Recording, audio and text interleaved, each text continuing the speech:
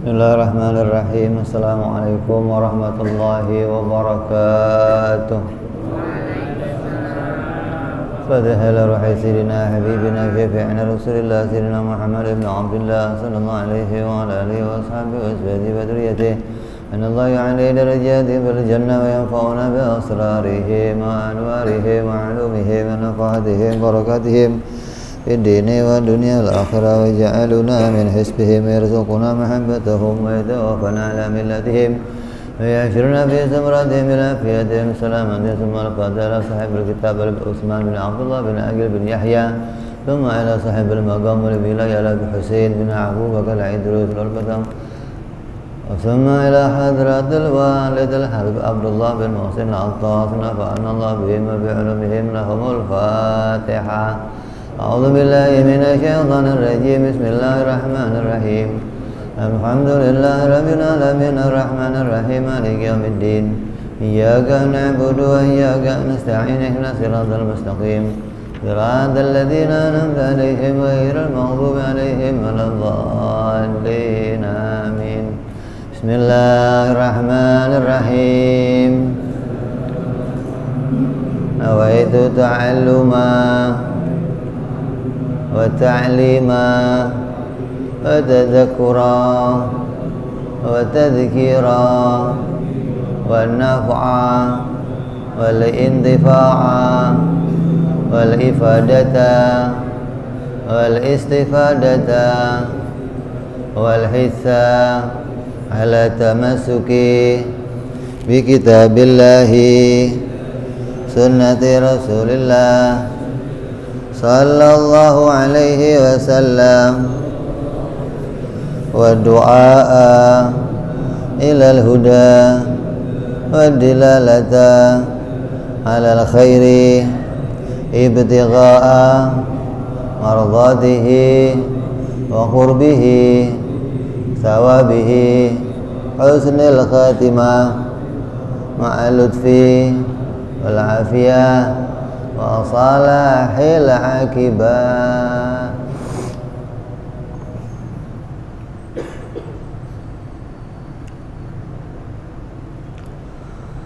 Bismillahirrahmanirrahim. Alhamdulillah, salatu wassalamu ala rasulillah sayyidina habibina wa syafi'ina wa maulana Muhammadin ibn Abdullah wa ala alihi wa sahbihi man wala ma ba'du. Qala musanniful kitab rahimahullah wa nafa'ana bihi wa bi'ulumihi fid darain. Allahumma aftah qulubana futuhal arifin wa bihidmatika wansur alaina birahmatika ya arhamar rahimin. Ila anqal.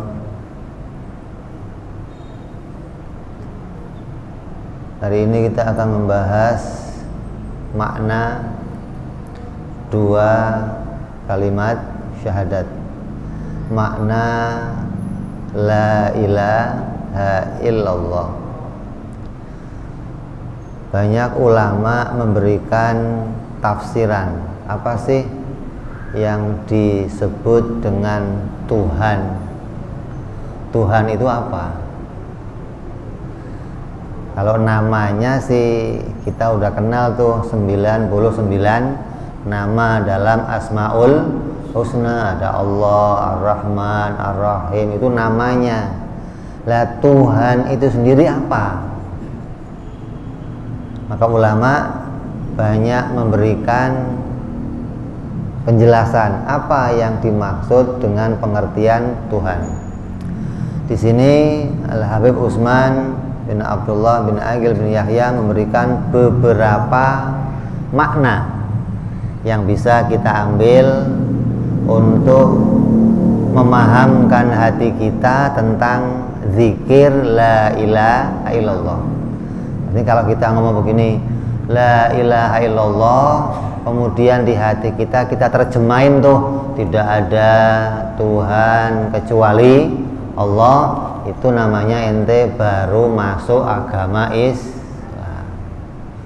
Karena hanya pakai terjemahan kamus.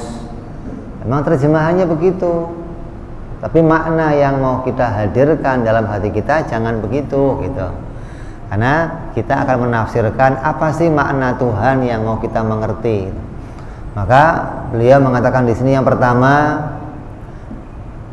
la ilaha illallah ditafsirkan dengan la ma'buda bihaqqin fil wujud illallah al ma'budu bihaqqin.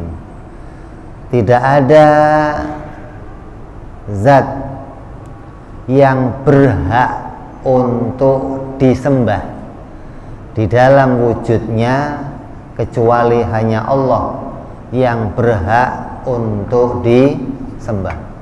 Jadi kalimat Tuhan diartikan apa?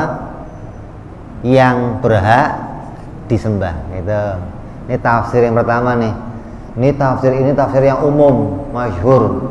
Tafsir yang banyak diambil oleh para ahli, rata-rata orang-orang Islam menafsirkan Tuhan itu apa sih? Tuhan itu ya zat yang berhak untuk disembah, namanya Tuhan. Nah, selain Tuhan tidak ada yang berhak untuk disembah. Makanya ketika kita ngomong la ilaha illallah, ketika kita mengatakan tidak ada yang berhak disembah kecuali Engkau ya Allah, gitu. Hatinya bunyi tuh. Kenapa? Menghadirkan makna, bukan menghadirkan terjemahnya, bukan. Karena orang yang udah ngaji berarti dia akan bisa menghadirkan makna dari apa yang diketahui tentang Allah. Ini makna yang pertama. Terus Habib Utsman juga menafsirkan lagi, memberikan kalimat yang lain, yaitu Tuhan ditafsirkan dengan al-istighna'ul ilah an kulli ma siwah wa iftiqaru kullu ma adahu ilaih. Tuhan itu apa? Tuhan itu zat yang tidak butuh segala sesuatu dan segala sesuatu butuh kepada Dia. Itu Tuhan tuh. Makna ini namanya makna lazim. Karena makna ini diambil oleh beberapa ulama ahli tauhid untuk digunakan memberikan penjelasan tentang makna Tuhan. Kenapa? Karena dianggap makna ini makna yang paling sempurna di antara makna-makna yang lain. Dari makna ini nanti semua yang kita pelajari itu sifat Allah yang wajib 20, yang mustahil 20, terus satu perkara jaiz, masuk pula sifat-sifat perbuatannya Allah yang jumlahnya ada 9. Maka semuanya bisa dimasukkan ke dalam kalimat la ilaha illallah ketika kita menggunakan tafsir Tuhan dengan makna zat yang tidak butuh kepada segala sesuatu dan segala sesuatu membutuhkan Dia. Jadi dianggap ini tafsir yang paling sempurna di antara tafsir-tafsir yang lainnya karena bisa memasukkan seluruh makna akidah ke dalamnya, gitu. Jadi kalau semuanya mau ditafsir, mau disambung dengan la ilaha illallah, jadi bunyinya bagaimana? La mustaghniyan an kulli ma siwa wa muftakiran ilaihi kullu ma adahu illallah, gitu. Jadi lafaz Allahnya, lafaz ilahnya diganti dengan istighna. Ini makna yang diambil oleh diantaranya Al-Imam As-Sanusi di dalam kitabnya ketika menjelaskan tentang makna la ilaha illallah. Jadi ini disebut namanya makna lazim atau definisi secara lazim. Terus ada lagi yang lainnya, ini yang makna mutobik. Makna mutobik itu makna yang sangat cocok dengan tafsirnya lafaz makna ketuhanan. la wajibal wujudi illallah. Tidak ada yang wajib di dalam wujudnya kecuali hanya Engkau ya Allah. Ini tafsir yang benar, yang paling sesuai untuk menafsirkan Tuhan. Siapa sih Tuhan itu? Tuhan adalah zat yang wajib adanya. Lah kita kan juga ada, ya, tapi kita bukan wajib ada, tapi kita diadakan. Yang namanya barang diadakan itu bukan yang wajib adanya. Yang wajib adanya siapa? Hanya Allah. Lah kalau nggak ditambahi dengan kalimat wajib, bisa rame nih. Ada mengatakan la maujudan illallah, nggak ada yang wujud kecuali Allah. Berarti kita wujud nggak? Kan tidak ada yang wujud kecuali, berarti yang lain nggak wujud. Ini tafsir ini sering digunakan sama orang-orang batiniyah, orang-orang kejawen, orang-orang maninggaling Gusti. Hati-hati nih, mereka menafsirkan, oh nggak ada yang wujud kecuali Allah. Berarti kita ini ya bukan wujud. Terus kita ini apa? Kita ini cerminnya Allah. Kalau kamu tuh, kamu bercermin. Di cermin ada kamu nggak? Itu kamu bukan? Kalau itu kamu, berarti kamu udah dua dong. Kamunya berapa? Satu. Ketika bercermin, yang dicermin siapa? Bayanganmu. Maka mereka orang-orang batinnya menganggap kita ini bayangannya Allah, gitu. Karena yang wujud hanya Allah. Selain Allah itu hanya pantulannya Allah, gitu. Pantulannya Tuhan. Ini kelompok yang bukan jadi kelompoknya orang Islam. Hati-hati nih. Kelihatannya mau mengesahkan Allah tuh. Kelihatannya mau mengatakan Tuhan itu esa. Tapi ketika kita akhirnya ditiadakan, dianggap kita ini nggak ada, yang ada hanya Allah, akhirnya Tuhan dan makhluk menyatu. Nah, ini namanya paham hulul. Hulul itu manunggaling Gusti ing kawula. Tuhan dan makhluk bersatu, gitu loh. Akhirnya makhluk itu nggak ada, yang ada hanya Allah. Ada lagi nanti paham lagi, Tuhan itu nggak ada. Tuhan itu sudah melebur dengan makhluknya. Ini parah lagi nih. Jadi kalau kamu nggak ngaji ilmu ini, banyak di luar sana orang yang punya paham yang keluar dari ahlu sunnah wal jamaah ketika menafsirkan siapa yang dimaksud dengan Tuhan, gitu loh.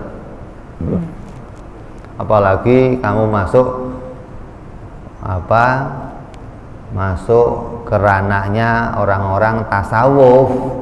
Nanti ada tasawuf yang melenceng, tasawuf yang keluar jalur, banyak nih.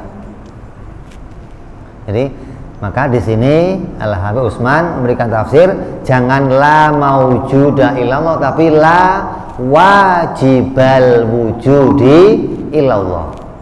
Gak ada yang wajib wujudnya hanya Allah. Lah kita wujud nggak? Wujud.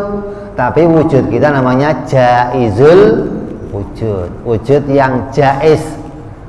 Apa itu jaiz? Wujud yang diwujudkan oleh Allah. Kelihatannya ada nih, tapi bukan adanya wajib, tapi adanya jaiz. Jaiz itu sesuatu yang ada ya boleh, tidak ada boleh. Kan kita ini dulu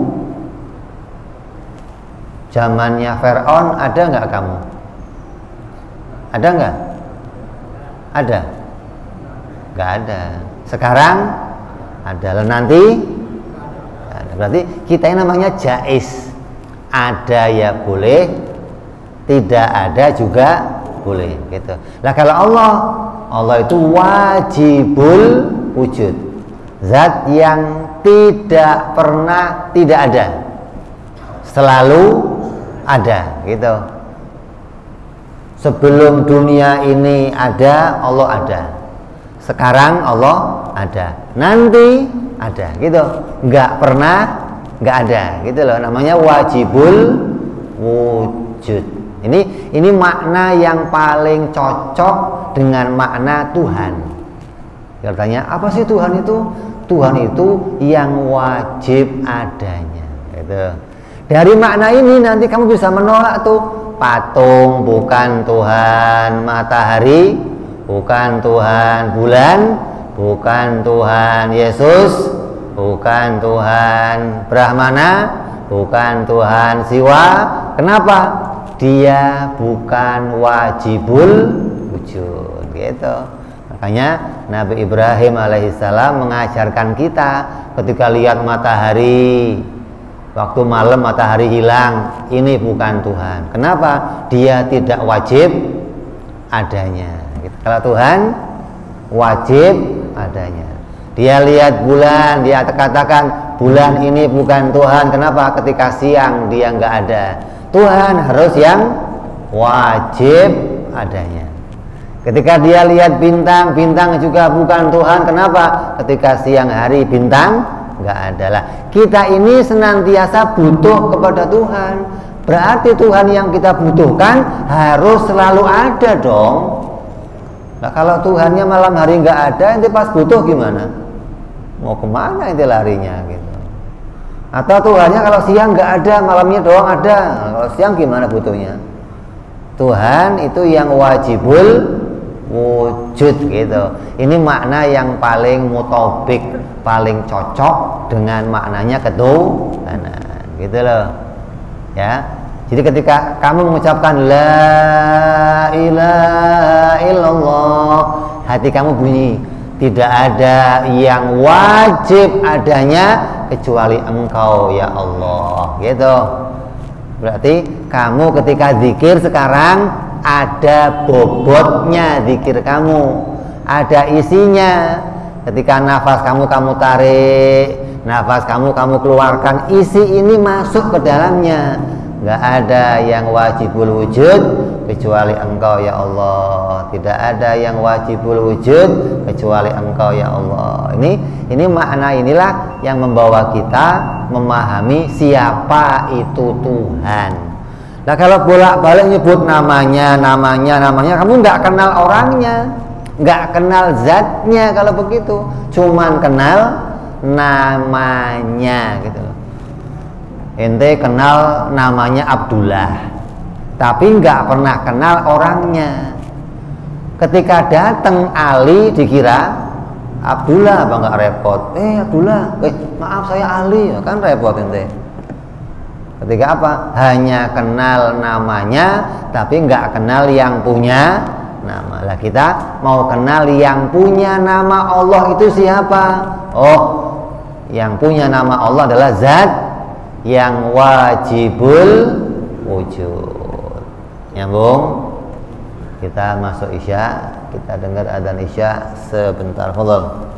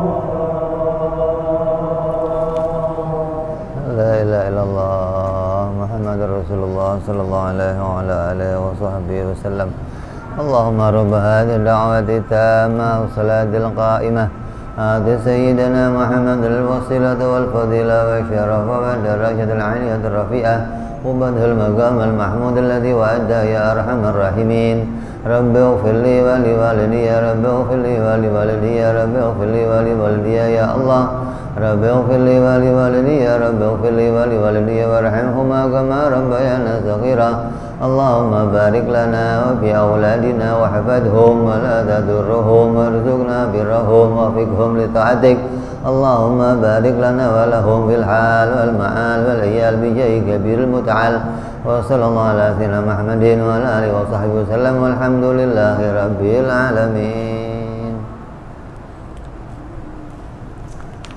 Ya, jadi ada makna mutobik yang cocok untuk makna ketuhanan, ada makna lazim untuk makna ketuhanan, juga ada makna lagi menurut ahli fikih. Siapa? La mustahiqqan lil ibadati bihaqqin illallah. Tidak ada yang berhak untuk dipatuhi perintahnya kecuali Allah. Tuhan itu siapa sih? Tuhan itu zat yang perintahnya berhak untuk dipatuhi. Raja diraja, rajanya para raja-raja. Kalau ada raja yang kita patuhi, maka Allah rajanya di atas raja-raja. Karena semua raja itu nanti akan ditanya oleh Allah.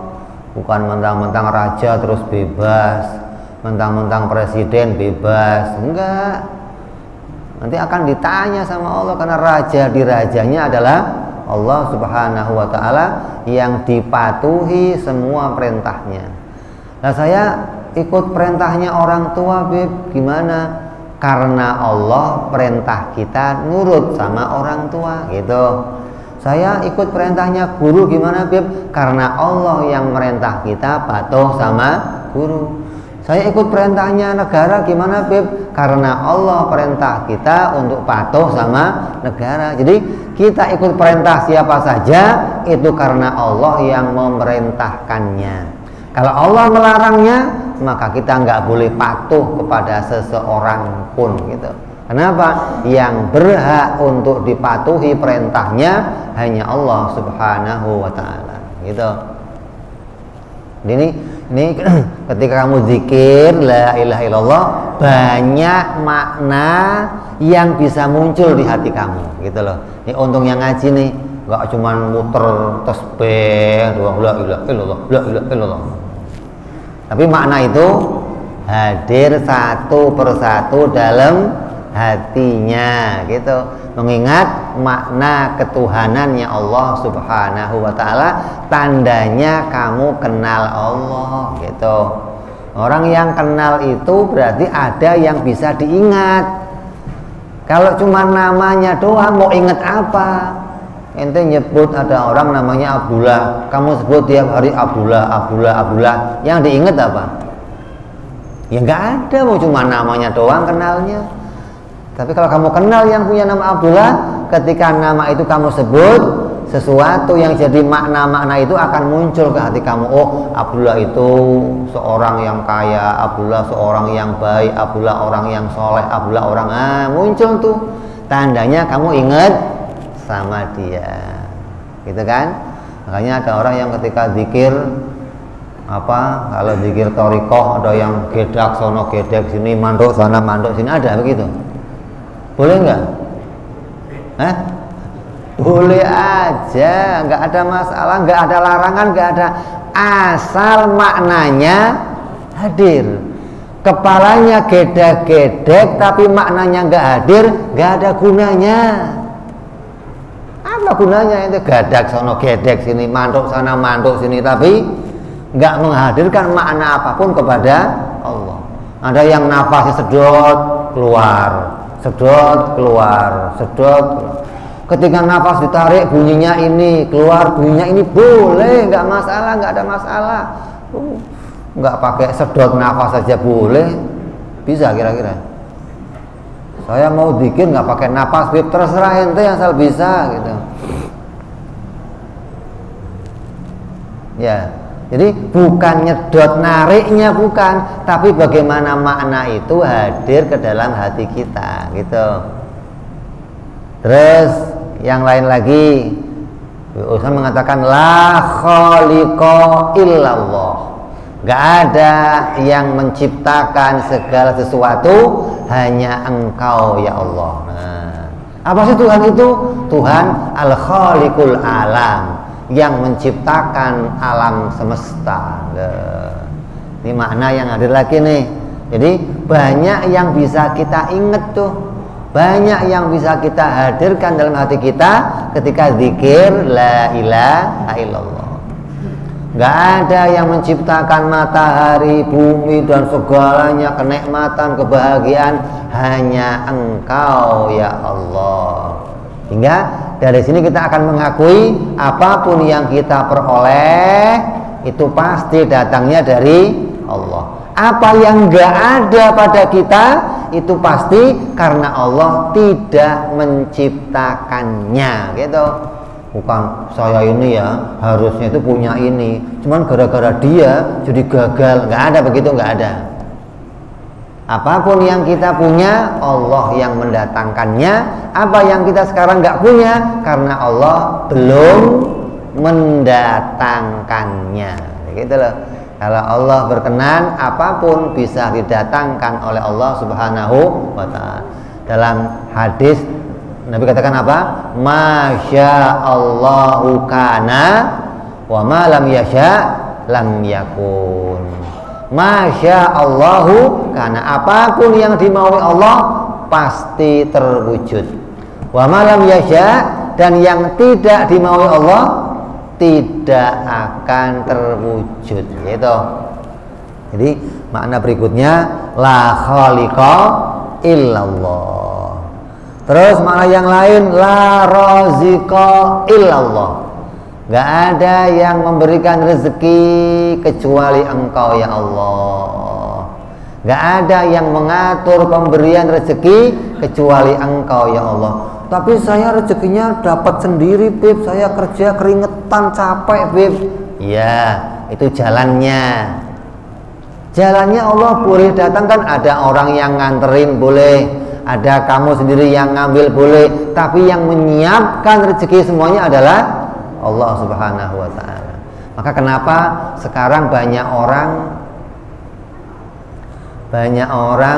hatinya nggak bisa rindu sama Allah, hatinya nggak bisa kangen sama Allah, hatinya nggak bisa cinta sama Allah. Kenapa? Karena dia nggak bisa melihat rezeki itu datangnya dari Allah.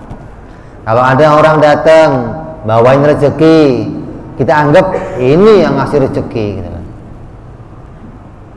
Maka orang-orang yang seperti ini nih disebut namanya dalam agama namanya orang yang seperti sapi. Kamu tahu sapi nggak? Tahu sapi? Tahu. Saya contohin. Sapi itu tiap hari diangon, ya. Dibawa kemana? Karena dikasih makan tuh, entah di sawah, entah di padang rumput. Kalau sapinya nggak diangon, ada orang yang babatin rumput, bawain ke dia, ya. Namanya apa? Tukang ngarit, tukang angon tuh. Lah, sapi ini ada yang punya nih juragannya. Orang yang ngarit tadi itu anak buahnya, ya. Tiap hari dia ngarit, bawain makanan, bawain. Sapi ketika tukang ngarit itu datang, senang dia. Wah, yang bawain makanan datang. Dianggap dialah yang memilikinya. Ketika juragan yang asli datang, terus pegang kepalanya sapi, kata dia, siapa lu? Kata juragannya, saya yang punya ente, saya nggak kenal kamu. Yang saya tahu siapa? Tukang ngarit. Itu namanya orang kayak sapi gitu. Saya kerja di juragan saya, bos saya, ini yang ngasih rezeki saya, ini beb, sapi kamu gitu. Nyambung. Jadi ada orang, kenapa dia nggak rindu sama Allah? Karena dianggap orang-orang yang mengantarkan rezeki itu dianggap ya dia yang ngasih rezeki saya. Kita nih waktu kecil dianggap ibu saya itu pemberi rezeki. Kenapa? Tiap saya minta makan ibu yang ngasih, tiap saya minta susu ibu yang ngasih, semua ibu. Gede sedikit saya tahu, oh ternyata ibu itu dapatnya dari bapak. Oh berarti bapak sumbernya. Gede dikit tahu, oh bapak juga bukan sumbernya, dia kerja keluar. Oh sumbernya berarti bosnya bapak, gitu loh. Gede lagi dikit berpikir lagi, oh ternyata semua ini hanya diantarkan. Pemberi utamanya adalah Allah Subhanahu wa Ta'ala. Itu orang yang mau berpikir, mencari dalil, mencari bukti, membuktikan tentang keberadaannya Allah Subhanahu wa Ta'ala, hingga dia akan tahu bahwa sang pemberi rezeki hanyalah Allah Subhanahu wa Ta'ala. Kalau kita kok datang mengantarkan rezeki sama orang lain, maka yang kita ucapkan ada titipan dari Allah, bukan bantuan dari siapa? Saya. Aneh namanya. Masa dari saya? Lo punya apa bantuan dari saya? Saya nganterin doang. Ente sama anak ente begitu. Alhamdulillah, bapak dapat rezeki dari Allah nih buat kamu. Gitu. Hingga orang yang menerima itu tercetak Allah, Allah, Allah, Allah. Nggak menganggap yang mengantar itu mengaku dia pemberi rezeki, gitu loh. Begitu pula kita, ketika dapat rezeki kita terima, makasih ya, makasihnya dulu nih, terus alhamdulillah, gitu. Kita harus mengucapkan terima kasih. Kenapa? Dia yang diperintah Allah mengantarkan rezeki kepada kita. Alhamdulillah, makasih bro, udah nganterin. Ini menunjukkan kita menyadari bahwa rezeki itu didatangkan oleh Allah Subhanahu wa Ta'ala. Maka ketika ngomong la ilaha illallah, hati kita ngomong la raziqa illallah. Nggak ada yang ngasih rezeki kecuali Engkau ya Allah. Terus la muhyiya illallah, al muhyi kulli syai'. Nggak ada yang menghidupkan kecuali Engkau ya Allah. Semua yang hidup di jagat ini hidupnya karena dihidupkan oleh Allah Subhanahu wa Ta'ala.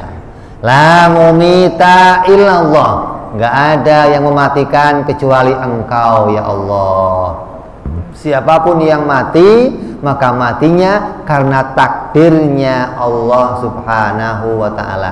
Orang yang bisa iman begini, hatinya kenal Allah al-muhyi wal mumit, hidupnya mati dalam keadaan husnul khatimah. Hati-hati nih, banyak orang mati nggak bawa ini, banyak.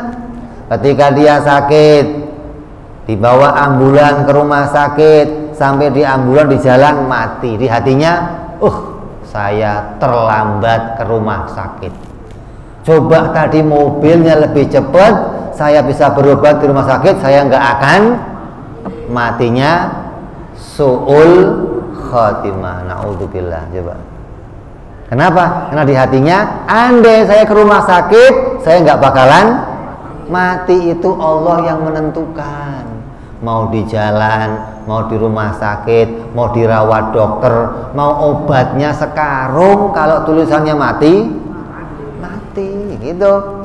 Karena kematian itu kehendaknya Allah Subhanahu wa taala. La yastakhiruna sa'atan wala yastaqdimun. Enggak akan pernah mundur, enggak akan pernah maju, akan sesuai. Orang yang meyakini ini ketika mati dalam keadaan apa aja, enggak nuduh orang lain mematikan, enggak. Tapi ini takdirku ya Allah, ini waktuku untuk mati, Engkau yang menentukannya ya Allah. Maka dia mengenal Allah Subhanahu wa taala.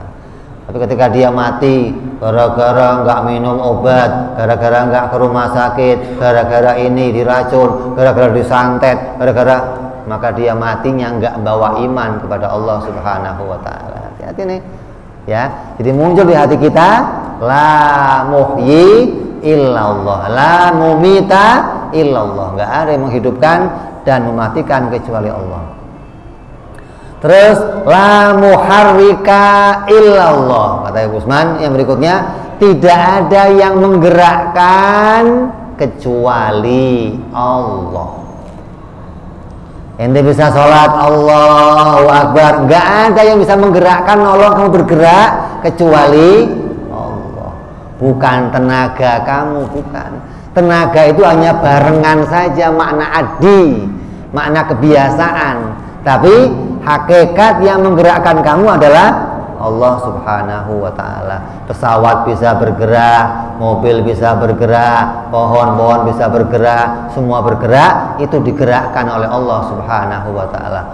Jika ada orang kamu tanya nih, kamu bisa gerak ya? Iya, terserah saya. Ini gerak saya sendiri, bukan dari Allah. Hati-hati nih. Bisa keluar iman dia.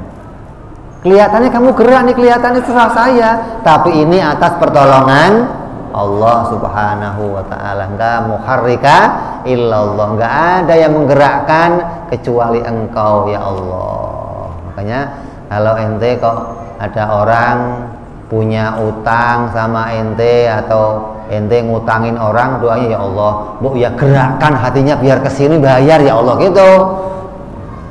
Karena yang menggerakkan siapa? Allah Subhanahu wa taala. Oh, usah wiridan panjang-panjang, enggak usah. Cukup pakai makna ini, la ilaha illa muharrika illallah. Engkau yang menggerakkan ya Allah. Engkau yang bisa membangunkan hatinya, menghidupkan hatinya, menyentuh hatinya ya Allah. Gitu. La musakkina illallah. Enggak ada yang mendiamkan kecuali Allah. Kalau barengannya gerak apa? Diam. Kalau gerak yang bikin Allah, berarti diam yang bikin Allah. Di orang yang diam di sono, diam di sini, dia nggak kemana-mana, nggak punya kerjaan, itu memang Allah sedang mendiamkannya. Nanti kalau waktunya Allah menggerakkannya, dia akan jadi bergerak. Gunung didiamkan oleh Allah, nanti Allah mau akan digerakkan gunung itu bagikan kapas yang berterbang. Sekarang Allah diamkan gunung itu, Allah yang mendiamkannya. Gunung yang nggak bisa bergerak, memang. Tapi kalau Allah mau, Allah mampu menggerakkannya kemana saja Allah kehendaki.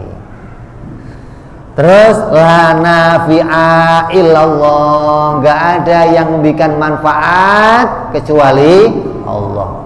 Nggak ada manfaat dari obat, manfaatnya rezeki, manfaat nggak ada kecuali Allah yang bikin manfaat. Kamu dapat duit banyak, Allah nggak bikin manfaat, habisnya untuk berobat, habisnya untuk nggak jelas, nggak ada berkah, nggak ada manfaatnya. Tapi ketika Allah bikin manfaat, walaupun sedikit, Allah jadikan manfaat, dapat pahala, dapat kebaikan, dapat ini yang menjadikan nafi illallah. Obat yang kamu minum biar yang ngasih malaikat nggak bisa bikin manfaat nggak, apalagi yang ngasih dokter doang. Malaikat sekalian nggak bikin manfaat kecuali Allah jadikan manfaat, karena nafi adalah Allah Subhanahu wa ta'ala. Ini makna-makna yang bisa hadir dalam hati kita. Yang terakhir, la dharra illallah, nggak ada yang bikin madharat kecuali Allah. Pistol nggak bisa bikin madharat, pisau nggak bisa bikin madharat, naga 9 nggak bisa bikin madharat. Yang bikin madharat adalah Allah Subhanahu wa ta'ala. Anis nggak bisa bikin manfaat, yang manfaat siapa? Allah, gitu. Jangan rubah hati kamu, ini makna tauhid. Pokoknya kalau anis mesti manfaat. Enggak. Hilang tauhid kamu kalau begitu nanti. Berharap anis dijadikan membawa nah begitu. Hati jangan geser dari Allah, jangan. Karena nafi dari Allah, madharat juga dari Allah Subhanahu wa ta'ala. Kadang-kadang kita cinta berlebihan sampai lupa sama Allah. Orang enggak gara-gara dia, enggak ada. Jangan begitu. Hilang makna akidah kita, hilang makna tauhid kita nanti. Harapannya datang dari Allah Subhanahu wa ta'ala. Terus la musarrifa fi wujudi illallah. Enggak ada yang bisa melakukan apapun semaunya sendiri kecuali Engkau ya Allah. Tuh. Ini makna yang akhir nih. Kalau kamu lagi jaya, kaya raya, tahu jatuh, nggak ada yang bisa berbuat itu, hanya Allah Subhanahu wa ta'ala. Ada orang miskin, besok tiba-tiba kaya, Allah yang merubahnya. Ada orang jadi pejabat, besok dipecat. Ada orang nganggur, besok jadi pejabat. Allah yang bisa berbuat apa saja semaunya. Matahari mau dikeluarkan dari barat, terserah Allah. Mau dari timur, terserah Allah. Allah yang bisa berbuat apapun semaunya sendiri. Lah kita jangan semaunya sendiri. Mau terserah gua, mau apa aja. Yang bisa begitu hanya Allah. Kalau kita berbuat harus sesuai dengan aturan perintahnya Allah, dengan prosedur yang benar, begitu. Hingga siapapun yang berbuat semaunya di dunia ini, Allah akan adili dia nanti. Maka inilah makna-makna ketika kita mengucapkan la ilaha illallah yang bisa muncul dalam hati kita. Dengan begini kita selalu mengingat siapa itu Tuhan, siapa itu Allah. Bukan hanya ingat namanya, tapi ingat makna mengenal kepada Allah Subhanahu wa ta'ala. Mudah-mudahan dengan semua zikir-zikir ini, makna-makna ini bisa masuk dalam hati kita, mengingatkan kita senantiasa kepada keberadaannya Allah Subhanahu wa ta'ala, dan kita dijadikan Allah punya iman yang kokoh, iman yang kuat, yang membawa kita selamat dunia sampai akhirat. Amin ya rabbal ala hadhihi niyyah wa ala niyyatin salihah wa ila hadratin nabi. Al-Fatihah. A'udzu billahi minasyaitonir rajim. Bismillahirrahmanirrahim. Alhamdulillahi rabbil alamin arrahmanir rahim maliki yaumiddin. Iyyaka na'budu wa iyyaka nasta'in. Ihdinas siratal mustaqim. Siratal ladzina an'amta 'alaihim ghairil maghdubi 'alaihim waladdallin. Amin. Ya Rabbana tarabna bi annana tarabna wa annana asrafna asrafna tubalina tawbatan sidul lihaqa wa zallana awrati wa amin rawati wa ghafir liwalidina rabbi wa mauludina wal ali wal ikhwan wa sairil hilani wa kulli din au jiratin au suhbah wal muslimin amin rabbi asma wa bil mustafa rasuli صلى وسلم ربي وآله وصحبه عدد تعزي صحبي والحمد بالبدء والتناهي. Assalamualaikum warahmatullahi wabarakatuh.